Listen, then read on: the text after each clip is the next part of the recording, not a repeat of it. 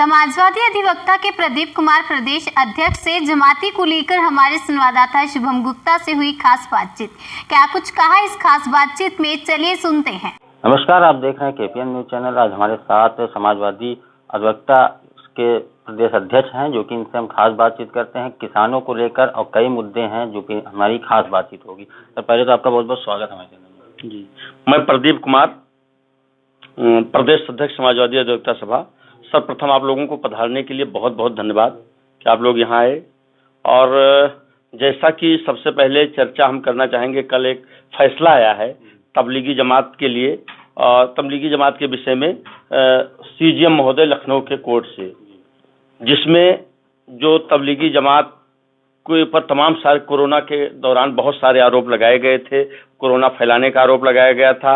उससे कल सीजीएम महोदय ने उन लोगों को पूर्ण रूप से बरी कर दिया है, निर्दोष साबित कर दिया है, और पूर्ण रूप से मतलब उनको जो है एकदम पूरा फाइनल डिसीजन देते हुए उनको पूरी तरह से निर्दोष साबित किया है।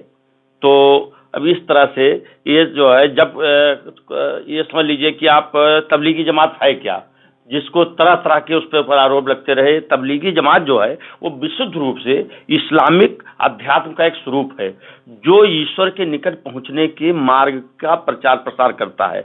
मुसलमानों को नमाज के लिए, सद्मार्ग के लिए, सद्भावना के लिए, भाईचारे के लिए, इंसानियत के लिए प्रेरित करता है। जब देश में भयंकर कोरोना महामारी और भयंकर महासंकट से देश जूझ रहा था, उस समय भी भाजपा सरकार और आरएसएस के लोगों ने धार्मिक रूप देते हुए धर्म की आड़ में नफरत फैलाने से बाज नहीं आए। और उन्होंने जो है मुसलमान को, जो भी ठेले वाले थे, खुंचे वाले थे, सड़क पे दुकान लगाने वाले थे, उनको जो है मारा पीटा, दौड़ाया कि आप लोग कोरोना फैला रहे हैं, आप लोग मुसलमान हैं, आप लोग तबलीगी जमात से जुड़े हैं, और तरह तरह के। आज जब सीजीएम महोदय लखनऊ ने पूर्ण रूप से उन सबको बरी कर दिया गया है, और उसके बाद भी आज उसमें जो है वो 11 जो है वो इंडियंस बरी किए गए हैं और 7 इंडोनेशियंस बरी किए गए हैं। इसके लिए हम न्यायालय को, और जो उन्होंने इतना साफ सुथरा और त्वरित न्याय दिया, उसके लिए पूर्ण रूप से न्यायपालिका को हम बहुत बहुत धन्यवाद देते हैं।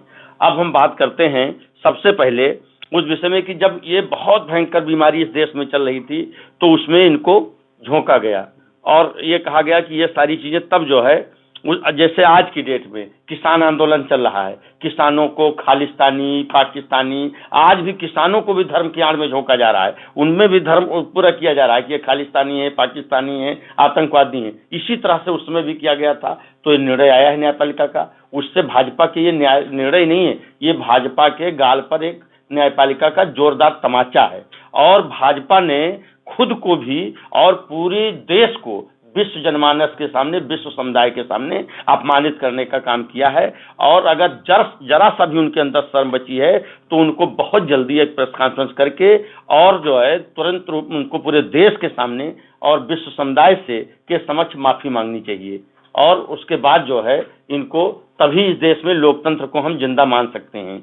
और जो मीडिया के लोग उस समय जो बहुत ज्यादा हाइप दे रहे थे कोरोना को, और भाजपा से सुर में सुर मिलाए हुए थे कि ये तबलीगी जमात के लोग और मुसलमान कोरोना फैला रहे हैं, उन मीडिया भाइयों से भी मेरा अनुरोध है कि वो लोग भी बहुत जल्दी आकर के अपना माफी मांगें और कहें कि उस समय से गलती हुई और गलत तरीके से। अब न्यायपालिका के निर्णय के बाद उन लोगों को ये पूर्ण अवसर है कि वो माफी मांग के अपने आप को वो भी दोष सिद्ध कर सकते, मतलब समझ लीजिए कि अपना जो है उससे बरी हो सकते हैं माफी मांग करके। भाजपा सरकार पेट्रोल और डीजलों पर और गैस सिलेंडरों पर दाम बढ़ाती हुई जा रही, आखिरकार ऐसा क्यों? जब कच्चे तेल की कीमतें बहुत ज्यादा, मनमोहन सिंह 2014 में मतलब समझ लीजिए कि 110 या कितना थी उस समय भी, तब पेट्रोल इतना सस्ता था। आज जब उसकी कीमतें इतनी घट गई हैं कच्चे तेल की, तब भी इतनी तेजी। ये एक प्रकार से हमारा जो है ये मतलब ये धन उगाने का, ये तो इनका काम ही है। पूरे कोरोना के दौरान इन्होंने ये सब वसूला और तरह तरह से चंदा इकट्ठा किया, ये किया, उसी तरह से पेट्रोल बढ़ा करके ये कर करके पूरे देश को ये वो कर रहे हैं, मतलब समझ लीजिए कि खोखला कर रहे हैं, बेच रहे हैं, और उसी के तहत ये पूरी इनकी साजिश है देश को बर्बाद करने की।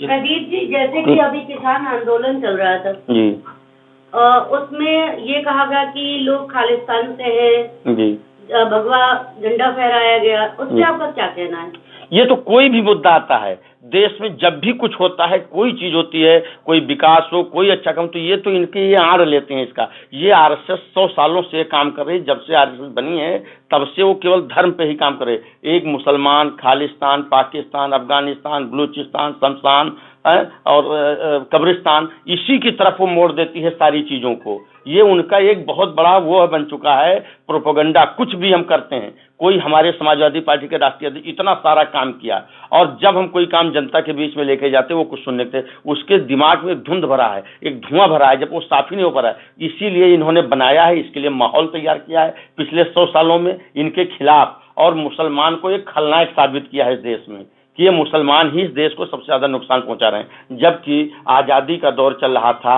जब जो है आजाद, भगत, राजगुरु और ये सारे लोग, मौलाना अब्दुल कलाम आजाद, ये लोग देश के लिए लड़ रहे थे, तो इनके सावरकर माफी मांग रहे थे। श्यामा प्रसाद मुखर्जी आज संघ को चिट्ठी लिख रहे थे कि कुछ दिन हम लोग और इस देश में गुलामी कर लेंगे, ठीक है, लेकिन हम ऐसा अराजक भारत नहीं चाहते जिसमें जो है सबको, पिछड़े, दलित, मुसलमान और सब लोगों को समान अधिकार मिले। तो इस आजादी के हमेशा खिलाफ थे ये शुरू से। इसके इन्होंने 50 सालों तक भगवा झंडा नहीं फहराया अपने संघ के कार्यालय में। तो इस देश को ये बाबा साहब के संविधान से नहीं, उनके द्वारा रचित लिखित संविधान से नहीं, बल्कि मनुस्मृति के संविधान से, नगपुरिया कानून से और मठों के माध्यम से चलाना चाहते हैं। और इनका इस वर्तमान जो लोकतंत्र है, जो ये संविधान है, इसमें इनका बिल्कुल भी विश्वास नहीं है। लेकिन मैं ये भी बता देना चाहता हूँ, समाजवादी इस बात की बिल्कुल शपथ है कि इस देश में जो भी देश चलेगा वो बाबा साहब के द्वारा लिखित और रचित संविधान से ही चलेगा। इस देश का बहुसंख्यक हिंदू, मुसलमान, सिख, ईसाई और सभी लोग वो गंगा जमनी तहजीब के पैरोकार हैं,